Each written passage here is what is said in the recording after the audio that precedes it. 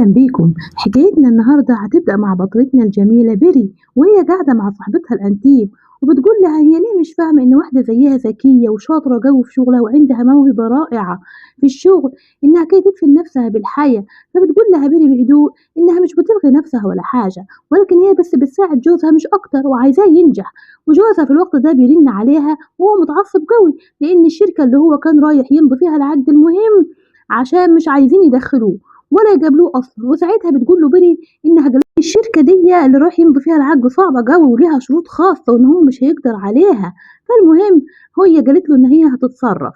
فعلًا اتصلت على رجل أعمال صاحب الشركة الكبيرة وبتروح لحد عنده في مكتبه وبتعمل معاه الاتفاق بمهارة رهيبة وبتخلص كل حاجة وبتمضي العقد. ولما بيسألها بفضول هي ليه ممكن تسيب مجدها واسمها في شركتها الكبيرة اللي كانت فيها الأول وتبقى في شركة صغيرة ومجهولة زي دي، كان يقدر يعمل معاها شغل كبير جو مربح جدًا في شركتها الأولانية. فبتقول له بابتسامة إنها تجربة جديدة وحابة تجربها. فبتخرج وبتقول لنفسها بحزن إنها اتجردت من شخصيتها الحقيقية وهي سيدة أعمال مشهورة وناجحة أوي عشان خاطر جوزها إنه مش عارف الحقيقة ديّة ومش عارف قدراتها كويس، بس هي مش عايزة تحسسه بالنقص وإن هي أحسن منه. وبعدين بتطلع من الشركة وهي رافعة راسها وبتقابل جوزها اللي بيكون واقف مستناها في الشارع، وبيشكرها على وقفتها جنبه وإنها قدرت تخلص الصفقة المعقدة دي. ولكن لما الاتنين بيرجعوا على الشركة الصغيرة بتاعتهم وهم فرحانين بيلاقوا الرئيس التنفيذي الجديد للشركة كان متعصب قوي وعمال يزعق في الكل. وأول لما بيشوفهم إنهم خرجوا في وقت الشغل من غير إذن وبيسألهم بعصبية هما كانوا بيعملوا إيه بره. وساعتها جوزها هار وبيقول له بتوتر إنه كان بيخلص أوراق الشغل وبيفرحوا على العقد اللي بيكون مبهر جدا ومفاجأة بالنسبة للرئيس التنفيذي. وطبعا مش بيكون عند بيري أي حاجة تقولها وبتسكت. وعشان كده المدير بيتعصب جدا على بيري وبيقول لها إن هي شغالة في الشركة وإن هي ما ينفعش تطلع من غير ما تستأذن، وكل البنات اللي في الشركة والموظفات بيجلدوها وبيخرجوا زيها وإن هم كلهم هيطردوا بسببها. وساعتها في بنت موظفة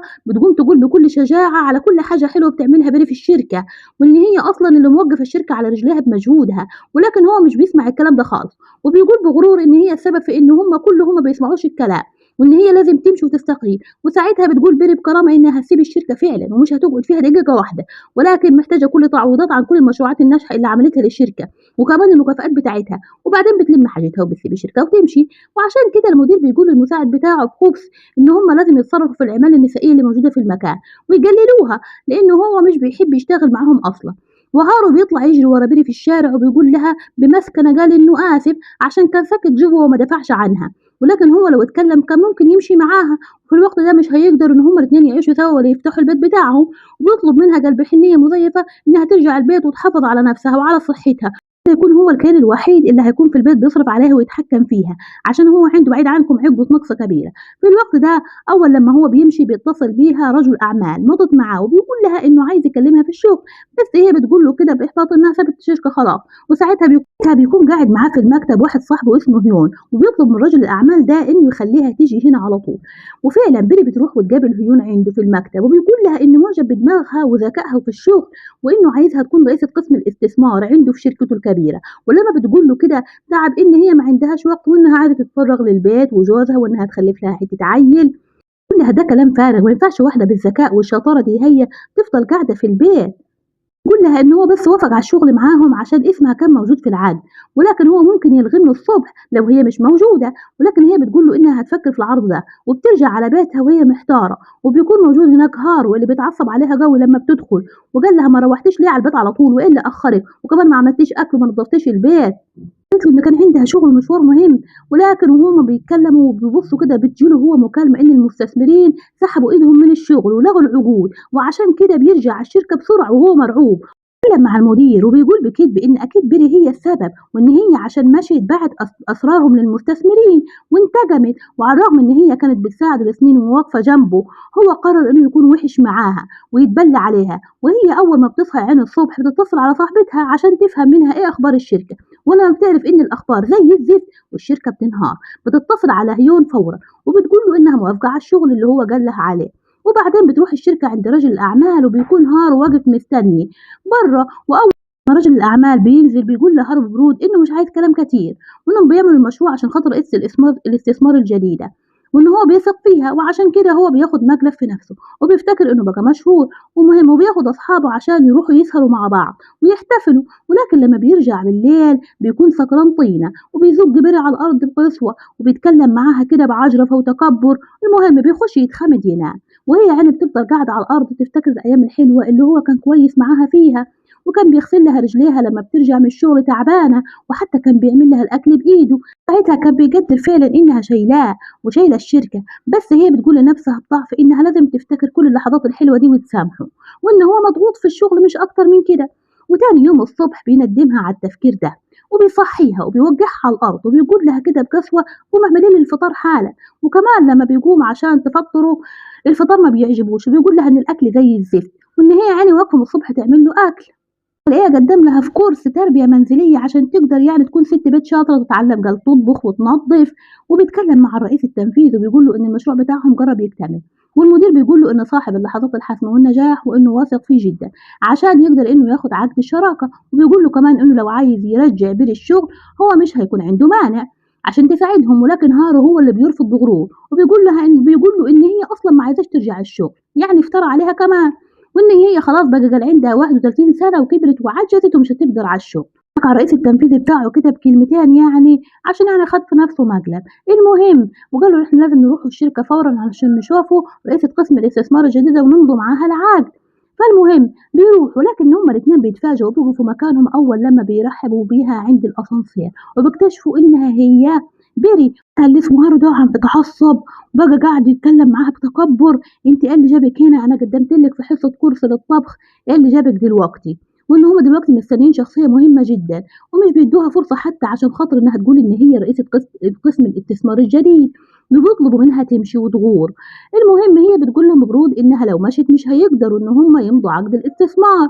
المهم الرئيس التنفيذي بيتعصب ويطلب من الامن يطردوها بره الشركه، لكن هيوم بيوصل في الوقت المناسب ده وبيزعج لهم ويقول لهم انه مش هيسمح ليهم ان هم يعاملوا رئيس القسم الاستثمار بتاعته بالشكل المهين ده. ولكن رئيس الشركه التنفيذي مش بيكون مصدق ان هو ده هيون صاحب شركات جانج الكبيره، وبيقول باستهزاء جايب لنا واحده من الشارع عشان تبقى يمثل معاها، وجوزها بيقول لها بقسوه انها كده بتخسر كل حاجه ومش بتكسب، ولكن هي مش بترد على كلامه المستفز، وبتوصل هيون وبتقول له إن هم لازم يرجعوا في كلامهم ويفكروا تاني في موضوع إن هي تبقى مديرة الاستثمار الجديد ده فعلا. المهم بيمشوا وبيسيبوهم، والرئيس التنفيذي مش بيكون فارق معاه خالص لأنه بيكون فاكر إن هم كدابين وممثلين. وتحت في الشارع بتتكلم بيري معاه وبتقول له إنها آسفة جدًا على الموقف اللي حصل، بس هو بيقول لها بابتسامة إنها مش ليها أي ذنب، وإن اللي فوق دول هم اللي عارفين مش عارفين قدراتها ولا عارفين قيمتها، ولكن هو قادر يعرف ده ويقدّر جو كويس قوي، وإن هو أكتر واحد هيحطهم في منافسة قوية مع باقي الشركات. وساعتها بتشكره من قلبها وبتقول له إنها لازم تمشي دلوقتي، فبيقول لها إنها تاخد بالها من نفسها، وفي نفس الوقت ده بيكون الرئيس التنفيذي وهم مستنيين في المكتب إن أي حد يوصل، ولكن هما مش بيلاقوا حاجة. وكمان ببيلاقوا خبر نزل على النت فجأة إن شركة جيانج هتعمل شراكة مع شركة غيرهم، وعشان كده بيتعصب على هارو وبيطلب منه يشوف الموضوع ده ويتصرف. وفعلا هارو بيتصل على شركة جيانج وهو متوتر، وهناك الموظف بيقول له إن هما لازم يراجعوا اللي هما عملوه وسوء تصرفهم لأن رئيسة الاستثمار مش راضية عنهم خالص، وبيقفل السكة في وشه. وساعتها الرئيس التنفيذي بيبدأ يستوعب الصدمة إنه ممكن تكون فعلا بيري هي الرئيسة الجديدة، وعشان كده بياخد هارو وبيقعدوا مع بعض في المكتب ويبدأوا يتكلموا ويقول له إن هما لازم يشوفوا حل سريع في المشكلة دي. المهم هارو بيقول له كده بغرور إنه هيقدر يوصل للرئيسة التنفيذية الحقيقية عشان يقدر يفهم هو إيه اللي حصل. وأول لما بترجع بيري بالليل على البيت بيبدأ هارو إنه يتعصب عليها وبيزعق فيها وبيقول لها كل حاجة حصلت انهارت بسببك، والمشاكل دي كلها بسببك انت، ومش هيسامحها أبدا لأنها بتتصرف تصرفات طفولية، وبيطلب منها بعنف إنها توقف اللي هي بتعمله. ولما بتقول له إنها عايزة يثق فيها فبيقول لها بقسوة إنه مش عايز يثق فيها أصلا، وإن هي مجرد يعني ربة بيت كده ملهاش أي 30 لازمة. وساعتها بتقول له بيري بكثرة إنها مش عايزة تسمع الكلام الجريح ده تاني، بس هو بيقوله لها بغل وإنها عايزة تخرب حياته وعايزاه تخليه يكون ضعيف دايما قدامها وتكسره وتتحكم فيه. والمهم بيسيبها ويمشي ويقفل الباب وبيخش يكلم أمه في البلكونة اللي بتقول له ببجاحة أنا عايزة منك 100,000 يوان عشان خاطر قال حجزت رحلة غالية ومحتاجة فلوس. وعشان كده تاني يوم الصبح بيقول لمرته بيري إن أمه عايزاها قال تسافر معاها في الرحلة، وده طبعا مش لله في الله، لا عشان بيري تصرف، لما تروح معاها هي لا تصرف عليها. المهم بيري وافقت وهي ساكتة، وأول لما بيوصلوا على البيت بتبدأ بيري تشتكي من هارو وإنه اتغير معاها جو في المعاملة وبقي قاسي، وساعتها بتقول لها حماتها بكل برود إن هو حكى لها على كل حاجة وإن هي اللي غلطانة كده. وكمان حماتها عمالة تقول لها إن لازم تكون هي زوجة صالحة وتسمع كلام جوزها وتسيبها بيري واقفة كده وبتمشي، عشان بتتأكد في اللحظة دي إن هم كلهم عيلة مجانين وبيستغلوها. وفي نفس الوقت بنشوف هارو واقف بره في قاعة الانتظار مستني جاب الهيون أو الرئيس التنفيذي للشركة الكبيرة عشان يمضي معاه العقد، وبيكون متوتر وعمال يمشي رايح جاي رايح جاي، وهو بيبني آمال كبيرة على المقابلة دي وبيفكر في الفلوس اللي هتدخل له والمكان اللي هيوصل لها بعديها. ولكنه بيتفاجأ أول ما الرئيس التنفيذي بينزل من مكتبه ومش بيتكلم معاه أصلا، وبيمشي من جنبه كأنه هوا كده جنبه، فبيطلب منه ببرود إنه يستنى شوية كمان بره وما يعملش أي دوشة لأنه مشغول جدا. وفي الوقت نفسه في مكان تاني خالص بنشوف مرته بير الطيبة وهي بتدوق الولي يعني من حماتها المفترية اللي بتكون قاعدة في البيت عاملة زي الضابط ومش راضية على طعم الأكل ولا على النظافة وعمالة تتحكم فيها زي ما تكون جايباها خدامة. المهم إن حماتها قصدها إن هي تعلمها الأدب وتقول لها لازم تتعلمي ازاي تعاملي اللي أكبر منك، يعني بيري مستحملة بس عشان خاطر جوزها وبيتها.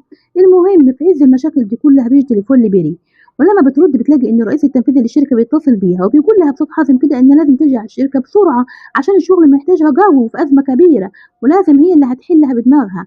بس حماتها المفترية بتخش عليها الأوضة في الوقت ده وبتزعق بصوت عالي بتقول لها ان الكلام في التليفون ممنوع وانها لازم تركز في شغل البيت، ما ينفعش انها تفضل ماسكة في التليفون ولا تركز في الشاشات كست محترمة قال يعني. بعد ما هي بتخلص اللي وراها وبترجع لأوضتها بالليل وهي تعبانة قوي، فبتقول لنفسها إن ده وقت الشغل ولازم تقعد على جهاز الكمبيوتر بتاعها وبتبدأ فعلا تشتغل وبتراجع في الملفات وبتتصل على الرئيس التنفيذي في وقت متأخر قوي من الليل وبتطلب منه بذكاء إنها لازم انتهاء جوزها فرصة كبيرة وإن هو يتصل بيه الصبح بدري ويقول له إنه وافق يديله مشروع بنسبة 5% من قيمة المشروع الكلي عشان ترفع يعني قل من معنوياته وتفرح والله ما يستاهل يا بنتي. وفعلا أول لما بتخش الأوضة عشان تنام بتلاقي مكالمة جت لجوزها عن الشغل والمشروع ده، فبيقوم هارب بسرعة من السرير وهو مبسوط قوي وبيلبس وبيمشي وبيسيبها وهي بتنام من التعب، ولكن فجأة بتلاقي نفسها صحيت مفزوعة على صوت دوشة عيال كتير قوي حواليها في الأوضة عمالين يتنططوا زي القرود، وحماتها واقفة فوق دماغها زي الضبط وبتقول لها بأمر كده إن الساعة 7 الصبح وإن هما لازم يفطروا حالا، وبتعرفها في اللحظة دي إن حماتها الشريرة جابت إخواتها البنات مع عيالهم الصغيرين المزعجين وعمالين يتنططوا في كل حتة ويبهدلوا في الدنيا كلها.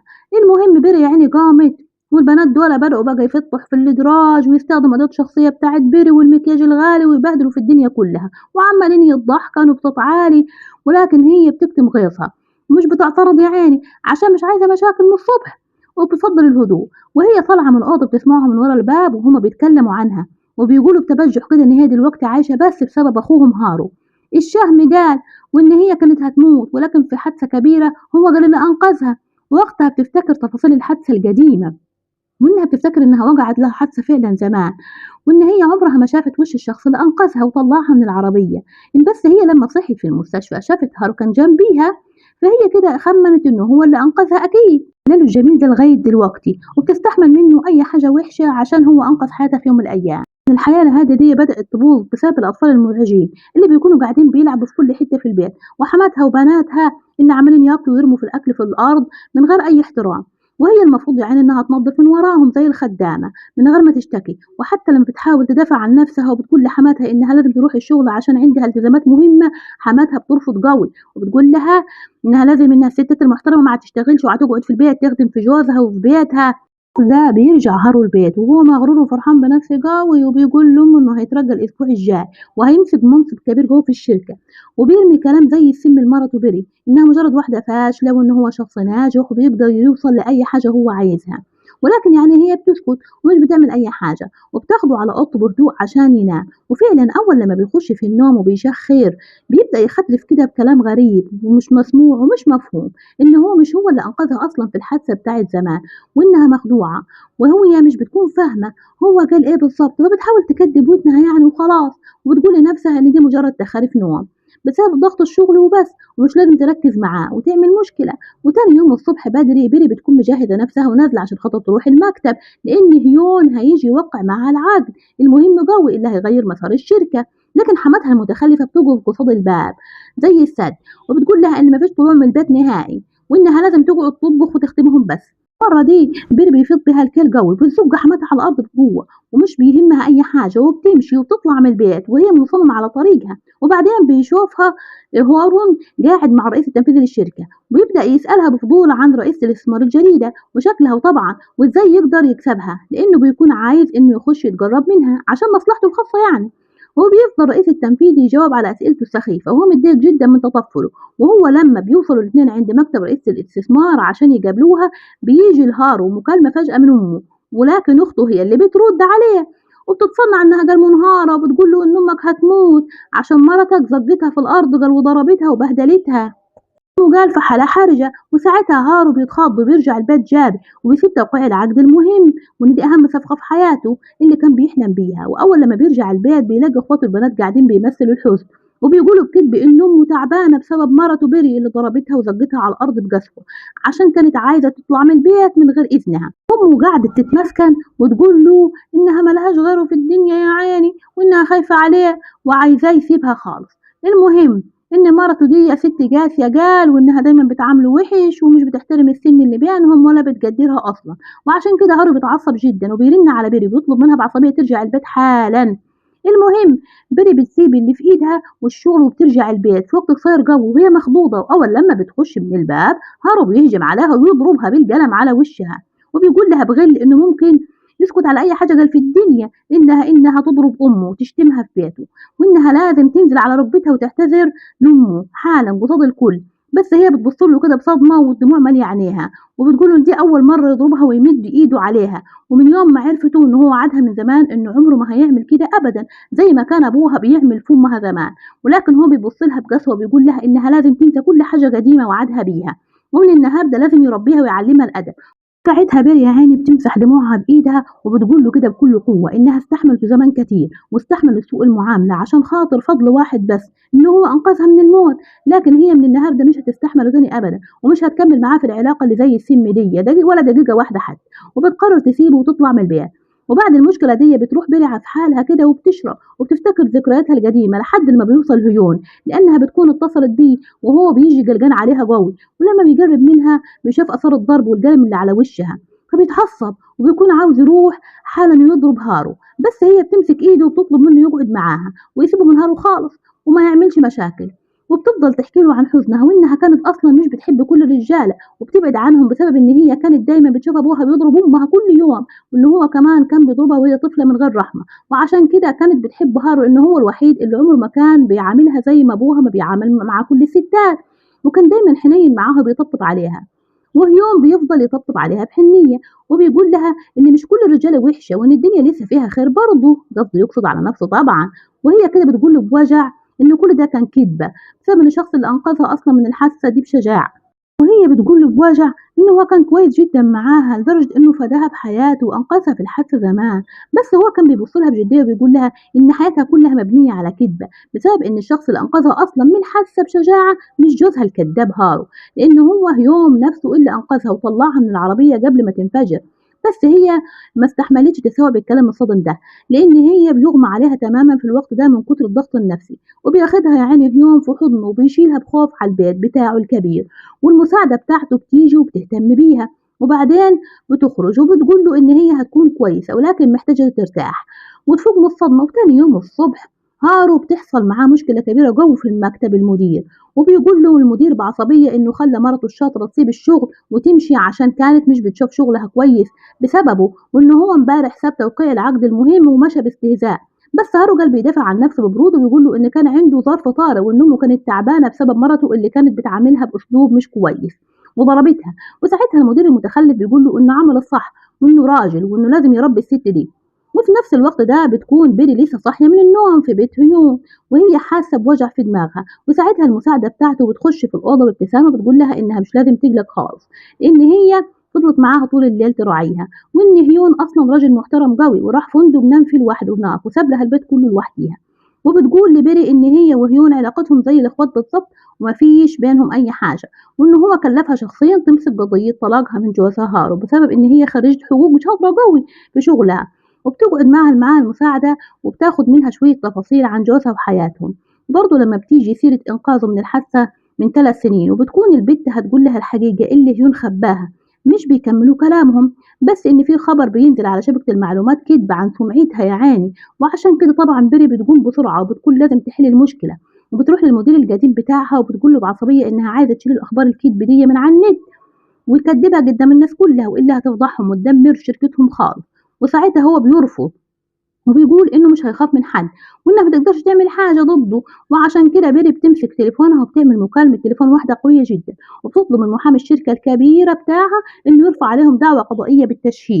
بترجع بيري على شركتها الجديدة بكل ثقة، وهناك بتلاقي هارو واقف بره مستني رئيس الشركة عشان قال يعتذر له، ولكن هي بتستغل الوضع وبتقول له في وشه إنها رفعت عليه دعوة طلاق رسمية وإن هي هتكسبها قريب قوي، وإن هي مش عايزة تشوف وشه في أي حتة للأبد. ولما بيتعصب ويحاول إنه يمد إيده عليها ويضربها تاني قدام الناس بيوصل هيون في اللحظة دي وبيمنع وبيمسك إيده قوي وبيقول له بتحذير إنه مش هيسيبه يمد إيده على بيري أبدا، ولو فكر يعملها هيقطع له إيده. وساعتها طبعا هارو المعفن بيتهم بيري بصوت عالي إن هي كانت بتخونه الفترة اللي فاتت مع الراجل ده وإن هو هيسجنهم كلهم. ولما بينزل مدير الشركة بتاع هارو بيبدأ هارو يتكلم معاه بسرعة وبيقول له إن الناس اللي قصاده دول عايزين يوقعوا ما بينهم، لكنه بيتفاجأ وقتها لما المدير بيقول له باحترام شديد إن اللي قصاده دول هم هيون الرئيس التنفيذي الأكبر لشركة جيانج العظيمة، وبيري هي مديرة الاستثمار الجديدة اللي هو كان هيموت ويقابلها. وطبعا وقتها الصدمة القوية دي بتخلي هارو مش قادر حتى إنه يتكلم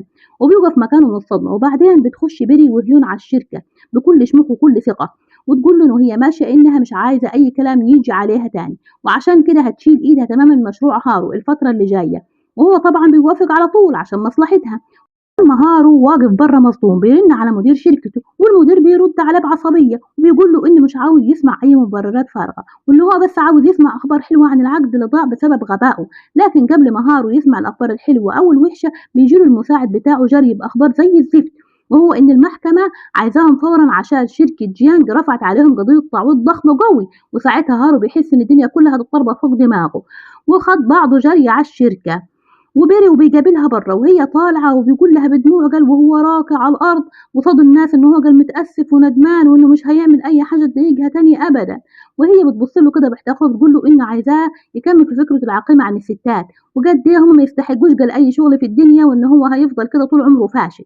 ولكن في الوقت ده بتيجي حماتها أم هارو وتشوف ولدها الغالي الراكع، وهارو بيقول لأمه وهو بيعيط وعمال يبكي إن هو كان غلطان وإن هو الفترة اللي فاتت الفلوس والمناصب كانت عامية عينيه وإن هو كان تحت ضغط نفسي كبير، وأمه بتدافع عنه بجهل وعبط وبتطلب قال من بيري إنها تكون ست كويسة قال وتسامح جوزها. بس بيري بتبص لهم كده بجرف وبتقول إن الكلام اللي في الشارع مش هينفع وإن هما لازم يرجعوا على البيت يحلوا مشاكلهم. وفعلا بتاخدهم في عربيتها الفخمة الحلوة، وقبل ما يخشوا البيت بيجي لبيري مكالمة تليفون مهمة قوي وعشان كده بتطلب منهم يخشوا هما البيت وهي هتيجي وراهم.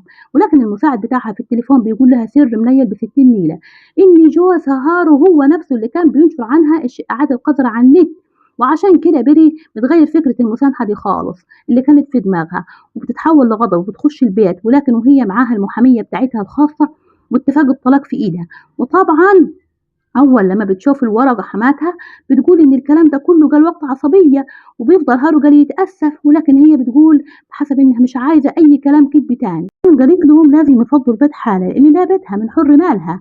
ولما هارو بيحاول يضغط عليها عاطفيا وبيقول لها قال إنه أنقذ قال حياتها زمان وفداها بحياته، فبتقول له بابتسامة السخرية إنها عرفت الحقيقة الكاملة وإن هو شخص كذاب وإن هيون هو البطل اللي أنقذها فعلا وإن هي خلاص مش عايزة منه أي حاجة غير إنه يطلع من حياتها. وبعد مرور 5 شهور على الأحداث دي بنشوف بيري في قمة نجاحها وأسست شركة جديدة ضخمة قوي خاصة بيها، وبنات بس هم اللي بيشتغلوا معاها وكمان بتساعدهم إن هم ينجحوا، وكل البنات اللي بيشتغلوا معاها في الشركة بيقولوا لها إن هم مبسوطين قوي إن هم شغالين معاها وبيتعلموا منها كل يوم حاجات جديدة.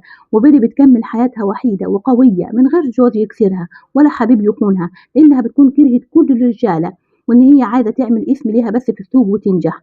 وكده خلص ملخصنا النهارده. قولوا في التعليقات مين عايش كان زي حياة بيري ومين استفاد من حياته وحاول يغيرها للأحسن. سلام.